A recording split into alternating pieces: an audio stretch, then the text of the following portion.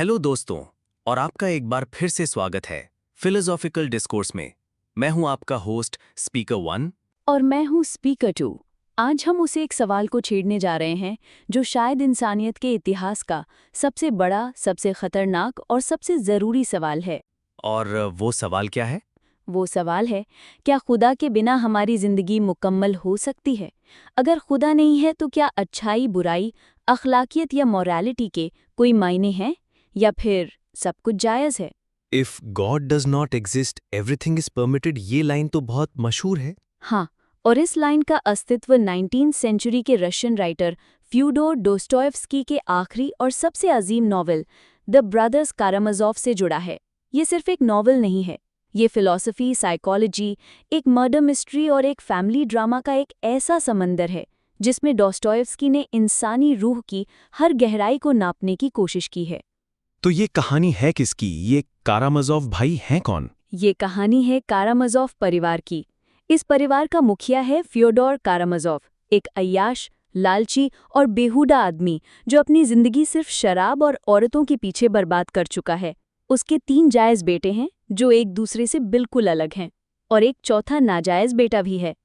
और दोस्तोयेव्स्की इन भाइयों के जरिए ही उस बड़े सवाल का जवाब देने की कोशिश करते हैं। बिल्कुल, ये 3 भाई असल में इंसान के 3 अलग-अलग रूप हैं।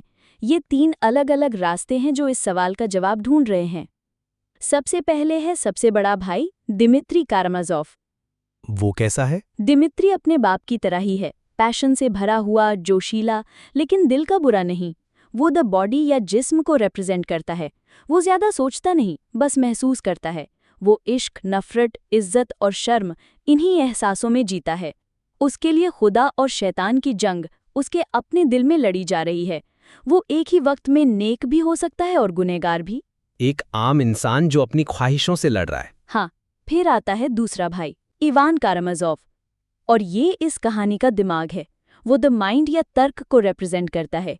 इवान एक ब्रिलियंट, पढ़ा लिखा इंटेलेक्चुअल है। वो यूरोप से पढ़कर आया है और वो खुदा के अस्तित्व पर शक करता है। वो कहता है, मैं खुदा को इनकार नहीं करता, मैं बस उनकी बनाई हुई दुनिया को एक्सेप्ट करने से इनकार करता हूँ। ऐसा क्यों? वो दुनिया को एक्सेप्ट क्यों नहीं करता? क्योंकि वो दुनिया में मासूम बच्चों पर हो रहे जुल्म को देखता है।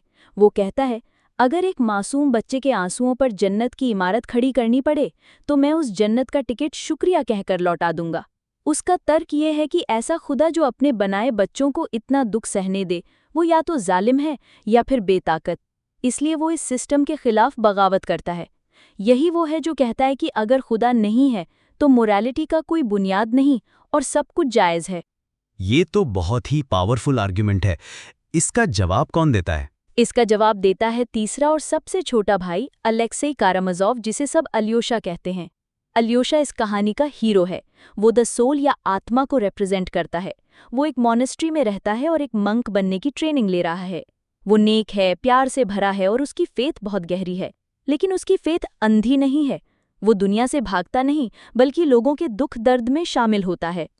तो ये 3 भाई हो गए, दिमित्री, इवान और अल्योशा।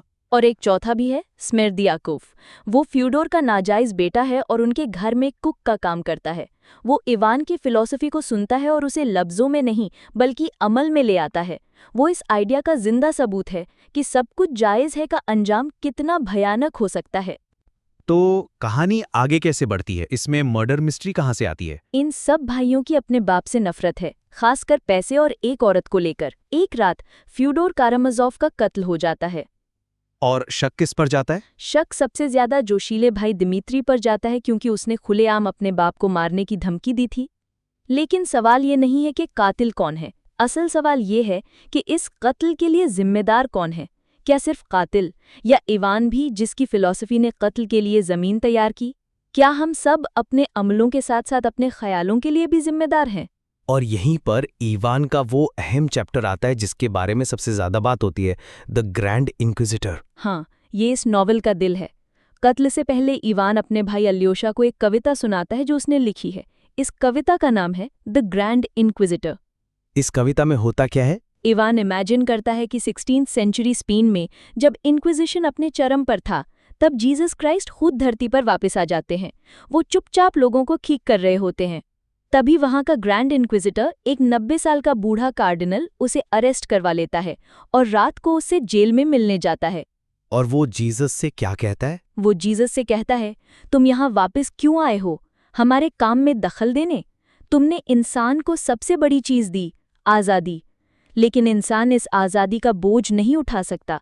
वो कमज़ोर है। उसे आज़ादी नहीं, रोटी चाहिए। उसे आज़ादी नहीं, सुरक्षा चाहिए। उसे आज़ादी नहीं, कोई ऐसा चाहिए जो उसे बताए कि क्या सही है और क्या गलत। मतलब वो कह रहा है कि चर्च ने जीसस के काम को आगे नहीं बल्कि ठीक किया है। हाँ, इंक्विजिटर कहता है, हमने तुम्हारी दी हुई आज़ादी उनसे ले ली है और बदले में उन्हें खुशी दी है। हम उनके गुनाहों का बोझ अपने सर लेते हैं। हम उन्हें रोटी देते हैं और वो हमें पूछते हैं।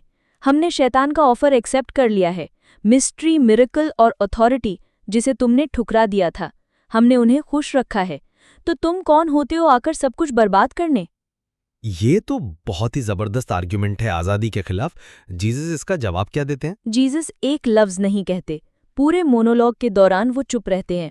आखिर में वो उस बूढ़े इंक्विजिटर के सूखे, बेजान होठों पर एक किस करते हैं। इंक्विजिटर कांप जाता है।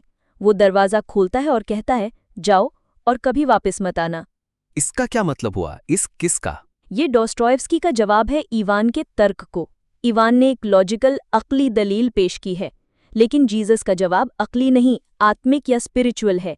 वो नफरत का जवाब नफरत से नहीं, तर्क का जवाब तर्क से नहीं, बल्कि बिना शर्त के प्यार और माफ़ी यानी अनकंडीशनल लव एंड फॉरगिवनेस से देते हैं। ये किस अल्योशा के रास्ते की जीत है इवान के रास्ते पर। तो आखिर में दोस्तोयेव्स्की का इस बड़े सवाल पर आखिरी जवाब क्या है? खुदा के बिना जिंदगी मुकम्मल हो सकती है? दोस्तोयेव्स्की का जवाब पूरी ताकत से नहीं है। इसका सबूत वो अपने किरदारों के अंजाम से देते हैं। इवान, जिसने रीजन को सबसे ऊपर रखा, वो आखिर में अपने ही ख्यालों के बोझ तले दबकर पागल हो जाता है। उसका सब कुछ जायज़ है का आइडिया स्मेर्दियाकोव को कत्ल करने और फिर खुदकुशी करने पर मजबूर करता है। रीजन अकेले बिना अखलाकी कॉम्पस के तबाही लाता है। और दिमित्री का? दिमित्री को कत्ल के जुर्म में गलत सजा होती है, लेकिन वो इस दुख में अपनी आत्मा का रिडेम्पशन पाता है। वो कहता है कि मैं बेगुनाह होकर सजा काटूंगा, पूरी इंसानियत के दुख के लिए। तो दोस्तोयेव्स्की का रास्ता अल्योशा का रास्ता है। हाँ, लेकिन अल्योशा का रास्ता आसान नहीं है। उसका भी विश्वास डगमगाता है, लेकिन उसका जवाब अक्ली दलीलों में नहीं, बल्कि एक्टिव लव यानी अमल में लाए गए प्यार में है। नॉवल के आखिर में अल्योशा कुछ स्कूल के बच्चों से बात कर रहा होता है। उनका एक दोस्त, इल्यूशा, मर चुका है। वो बच्चों से कहता है, आप सब एक दूसरे से प्यार करें, इस पल को, इस अच्छाई को हमेशा याद रखें। जिंदगी में जब भी आप पर मुश्किल आए, जब भी आपका दिल सख्त हो, इस एक अच्छी याद को याद कर लेना, शायद यही याद आपको बचा लेगी। तो दोस्तोयेव्स्की के लिए खुदा का सबूत लॉजिकल प्रूफ्स में नहीं, बल्कि इंसान के एक दूसरे के लिए प्यार, हमदर्दी और नेकी में है। बिल्कुल। उनके लिए खुदा के बिना जिंदगी मुकम्मल नहीं हो सकती, क्योंकि उसके बिना अखलाकियत यानी मोरालिटी एक पर्सनल ओपिनियन बनकर रह जाती है। और जब मोरालिटी पर्सनल ओपिनियन बन जाती है, तो सब कुछ जायज़ हो जाता है। जिंदगी की मुकम्मलपन यानी कंप्लीटनेस और मायने सिर्फ उस एक्टिव लव में मिल सकते हैं जो हम एक दूसरे को देते हैं। ये तो बहुत ही गहरा और पावरफुल अंजाम है। एक ऐसी कहानी जो आज भी उतनी ही रेलेवेंट है जितनी 150 साल पहले थी। शायद आज ज्यादा रेलेवेंट है, जब दुनिया रीजन और साइंस को सब कुछ मान रही है।